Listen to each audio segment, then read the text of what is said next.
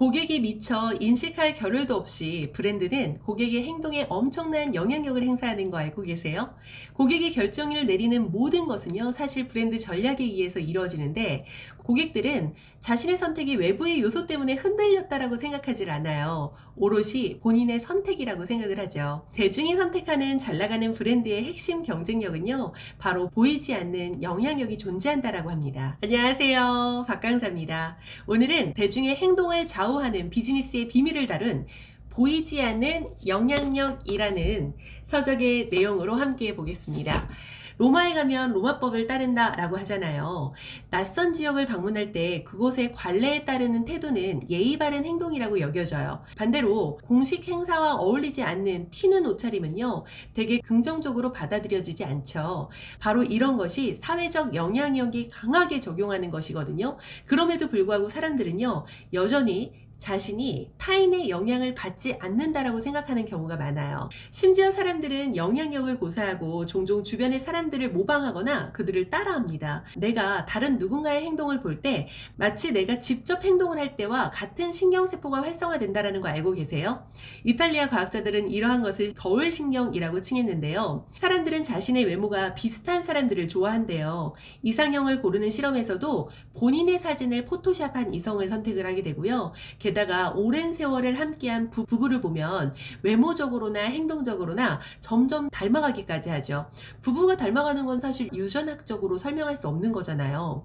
그래서 그런지 저도 요즘 전라도 강의를 진짜 많이 가는데 고객사와 친분이 두터워지고 자주 대면할수록 저도 모르게 자꾸 사투리를 따라하는 모방을 하고 있더라고요. 이러한 모방이 고객의 선택에 확신과 만족을 주기도 하는데요. 식당에 가면 점원은 와서 무엇을 먹을지 주문을 받잖아요. 그 과정에서 고객이 체다 치즈 들어간 미디움 사이즈 브리쉘 버거하고요, 시저 샐러드 하나 주세요 라고 고객이 말을 했을 때 점원이 네 알겠습니다, 체다 치즈가 들어간 미디움 사이즈 브리쉘 버거와 시저 샐러드 하나 말씀하시는 거 맞으시죠? 라고 확인을 합니다. 주문을 하면서 다시 한번 점원이 고객의 주문한 사항을 한 글자 한 글자 따라하면서 주문 내역을 들려주었을 때 하지 않았을 때보다 70%가량 팁이 더 증가하는 것을 확인할 수 있었어요. 상대방의 간단한 행동이나 말을 모방하는 것은요, 좋은 연대감을 증가시키는 방법이에요. 정말 별거 아닌 것 같은 사소한 행동이 관계를 형성하는 거죠. 이메일을 작성할 때도 상대가 반갑습니다 라는 인사말을 썼다면 나도 반갑습니다 라는 인사법을 따라서 작성하는 간단한 모방만으로도요, 고객사와의 연대감을 만들 수 있는 효과적인 방법이에요. 왜 제가 고객 응대할 때 복창이 중요하다고 하는지 아시겠죠? 무언가를 더 많이 보면 볼수록 그와 비슷한 무언가를 더 좋아하게 된다라고 해요. 비슷한 것들이 좋아 보이고 더 좋게 들리는 것은 어느 정도의 친숙함 때문에 그런 건데요. 이 친숙함은요, 단순히 우리가 실제로 노출된 적이 있는 것에만 영향을 미치는 것은 아니고요. 이전에 보고 들은 것과 비슷한 특징을 가지고 있는 것에도 영향력이 미친다라고 합니다. 내 첫사람과 닮았어 같은 예전에 알던 사람과 비슷하게 생긴 사람에게 더 친숙함을 느끼잖아요. 디지털 파일을 삭제할 때 쓰레기통처럼 생긴 아이콘에다가 끌어다 넣잖아요. 이런 시각적 유사성도요, 온라인뿐만 아니라 오프라인에서도 나타나는 것을 확인할 수 있었어요. 만약 우리가 다른 사람을 모방하지 않는 경우는요, 상대방과 가까워지고 싶지 않기 때문이라고 합니다. 예를 들면 현재 연인과 관계에서 매우 만족하는 사람들은요, 다른 매력적인 이성이 있어도 그들을 따라하지 않는다라고 해요. 타인과 연결되고 싶지 않은 경우에도요, 우리는 모방이라는 기본 성향을 탈피하죠. 어떤 경우에는요, 남들이 그렇게 행동했기 때문에 그 일을 피하거나 방향을 달리하기도 합니다. 난 절대 누구처럼은 안 살 거야 라고 하면서 반대 행동을 취하는 것처럼 말이죠. 우리가 친숙한 것과 모방을 좋아한다면 매번 같은 옷을 입고 같은 여행지를 가고 같은 메뉴를 선택하면 되잖아요. 하지만 같은 것들이 거듭되면 삶이 쉬워짐에도 불구하고 대부분의 사람들은 이렇게 선택을 하기를 꺼립니다. 왜냐하면 사람들은 친숙함을 좋아하면서도 참신함을 바라는 상충되는 욕구를 가지고 있기 때문인데요. 친숙하면서도 새로운 것, 독특한 것, 경험해보지 않은 것을 선호하기 때문이에요. 이미 많은 사람들이 무언가를 사용하거나 가졌다면 새로 진입한 소비자들은요, 그것을 구매하거나 사용하는 것에 흥미를 덜 느끼기도 하는데요. 이렇게 상품이나 서비스에 대한 개개인의 수요가 시장의 수요와 반비례하는 형상을 스놉 효과라고 합니다. 때때로 사람들은 남들과 똑같은 것을 원하지 않고요. 때론 사람들은 남들과 다르기를 원하죠. 따라서 우리는 스스로 차별된다고 느끼게 하는 대상을 선택한다라는 것입니다. 아무도 들어보지 못한 브랜드나 아직 덜 발전한 지역에 아파트를 사거나 한정판 티셔츠를 구매하거나 배를 타야지만 갈 수 있는 잘 알려지지 않은 어느 섬으로 휴가를 떠나는 것처럼 말이죠. 햄치즈 샌드위치 같이 보편적으로 늘 먹던 것을 먹는 고객에게 다른 소스를 권해본다든지 빵 종류를 바꿔보는 것을 추천한다면요, 보다 친숙함 속에 참신함을 고루 갖춰서 고객의 선택을 극대화하는 영향력이 되는 것입니다. 내 사업의 아이템에 익숙하고 친근한 것은 존재하지만 친숙함 속에 참신한 것이 있다면 더없이 좋은 것이 되겠죠. 물론 참신함은 고객이 무조건 긍정적으로 쉽게 받아들이기는 힘들 수 있어요. 이것을 또 골디락스 효과라고 하는데, 뭔가 새로운 것을 접했을 때 우리는 일단 약간 부정적으로 또는 중립적으로 받아들이지만 이내 반복적으로 노출이 되면 새로운 것들이 더 익숙해지고 더 긍정적으로 느껴지게 된다라는 것인데요. 즉 친숙함과 참신함을 한 곳에 어우러지게 된다면 더욱 효과적이라고 하는 거예요. 너무 생소한 노래 스타일보다는 노래의 몇몇 요소들, 화음이나 리듬 같이 친숙할 수 있지만 노래를 부르는 가수나 혹은 가사 같은 다른 요소들을 새롭게 조금씩 바꿔나간다면 호감도는 더욱더 증가하고 인기도 많아진다라고 해요. 젊은 변호사들은 보너스를 받으면 꼭 BMW를 사더라 하면서 동료들이 개성이 없다라고 말하는 젊은 변호사에게, 야 그럼 너도 BMW 타잖아 했더니, 내 차는 BMW이기는 한데 파란색이야 라고 했다라는 예시가 있던데요. 웃기죠. 자동차 동호회 보세요. 같은 브랜드 차 속에서도 나는 이래서 특별하다 라고 소개를 하는데, 외부자의 눈으로 볼 때는 사실 그냥 똑같은 차 아니야? 하면서 매우 비슷하게 보거든요. 하지만 이들의 브랜드 충성도는 어마어마합니다. 바로 차별화 욕구 때문에 사람들은 조금 더 특별하게 느끼게 해주는 선택에 중점을 둡니다. 사람들은 똑같은 브랜드의 차를 타더라도 더욱 특이한 옵션을 구매하거나 보다 독특한 색깔을 고르죠. 비록 실제로는 똑같은 선택을 했더라도 말이죠. 패스트푸드점에서 햄버거를 드실 때 원하는 방법으로 드세요 라고 홍보를 하고, 담배 회사에서는 특별한 것을 선택하라고 합니다. 차별성의 가치를 느끼기는 하지만 결국 햄버거를 먹고 담배를 피는 건 똑같잖아요. 사실 차별점이 아니라 유사성을 판매하는 것인데, 사람들은요 특별하다라고 생각을 해요. 독특성, 참신함이란 옳고 그름의 문제가 아니에요. 또 좋고 나쁨의 문제도 아니죠. 환경에서 파생된 선호도라고 볼 수 있습니다. 이게 바로 브랜드에 보이지 않는 영향력의 핵심인 것 같아요.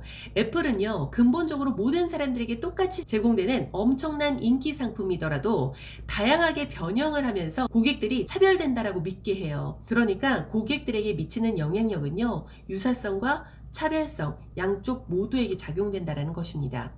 차별성에 대해서 조금 더 짚어볼게요. 어떤 사람들은요 고등학교 동문회 참석을 위해서요 벤츠 자동차를 렌트해서 가기도 하고요, 데이트 앱 프로필 사진에 10년 전 리즈 사진을 걸어두기도 합니다. 일명 허세죠, 허세. 실제보다 더 힙해 보이고 똑똑해 보이고 부유해 보이는 등의 사람들은요 타인에게 내가 원하고 선호하는 신호를 보내줄 물건을 구매하고 이용하는 것입니다. 중요해요. 다시 한번요. 사람들은 타인에게 원하는 신호를 보내줄 물건을 구매하고 이용한다 입니다. 스위스의 유명 시계 제조사인 로맹 제롬에서요 정말 독특한 시계를 출시했는데요, 무려 30만 달러, 하나로는 약 3억 5천만 원?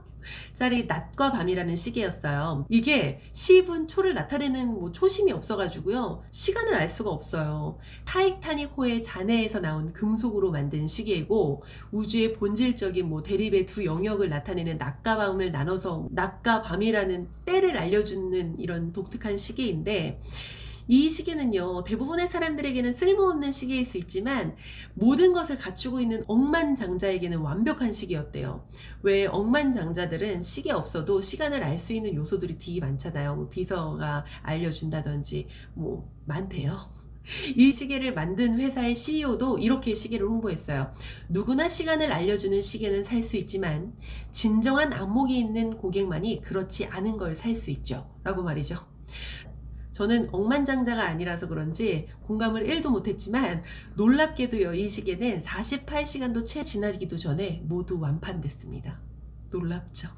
사실 고객들은 그 제품이 아닌 그 제품으로 보여질 나를 사는 것 같아요.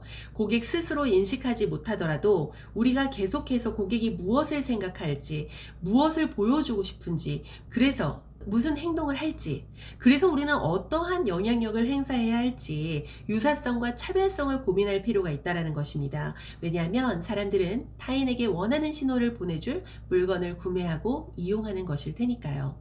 또 다른 이야기를 해보자면 개들도요, 혼자보다는 짝지어 달릴 때 훨씬 더 빠르고요, 개미들은요 다른 개미들과 나란히 일할 때 더 모래구덩이를 많이 판대요.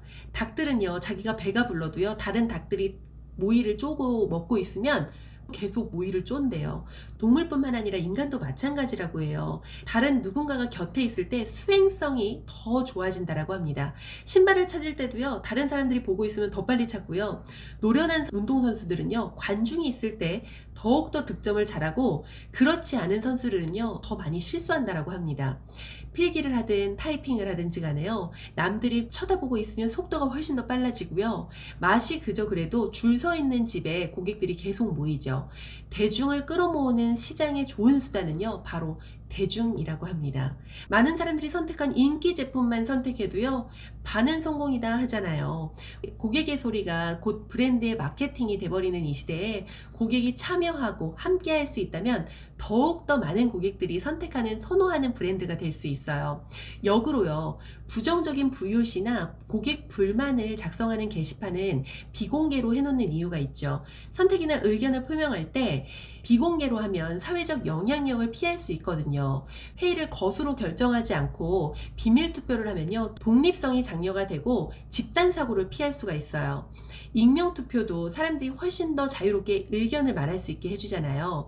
적극적으로 고객의 소리를 귀담아 들을 수 있어야 되고요, 이야기를 할 수 있도록 해야 돼요. 고객이 내부로 말해도 소용이 없다라고 느낀다면 고객은 바로 외부로 부정적인 영향력을 행사할 테니까요. 새로운 상품이나 기술은요, 경쟁자들보다 시대적으로 훨씬 앞설 수 있지만 성공하느냐 아니냐는 결국 소비자의 인식이 달려 있습니다. 만약 그 상품이 기존에 출시된 상품과 너무 비슷해도 사람들은 별로 사고 싶어 하지 않을 거고요, 또 너무 달라도 사고 싶지 않아 할 것이에요. 어느 쪽이든 극단은 위험하기 때문에 신중하게 안정적인 지점을 찾아서 유사성과 차별성을 효과적으로 조합해야 합니다. 또 그 과정에서 사람들을 참여할 수 있게 해줘야 되겠죠. 저 역시도 친근하고 유사한 공감되는 서비스 교육을 하지만 각강사만의 차별성을 그 속에 두어서 고객사를 확보하려고 노력을 하잖아요. 맞죠? 우리의 서비스, 어떠한 친근함과 유사함 속에서 참신함과 차별화를 두어서 고객의 선택을 장려하고 계신가요? 여러분의 성장과 성공을 뜨겁게 응원하는 박강사였습니다. 감사합니다.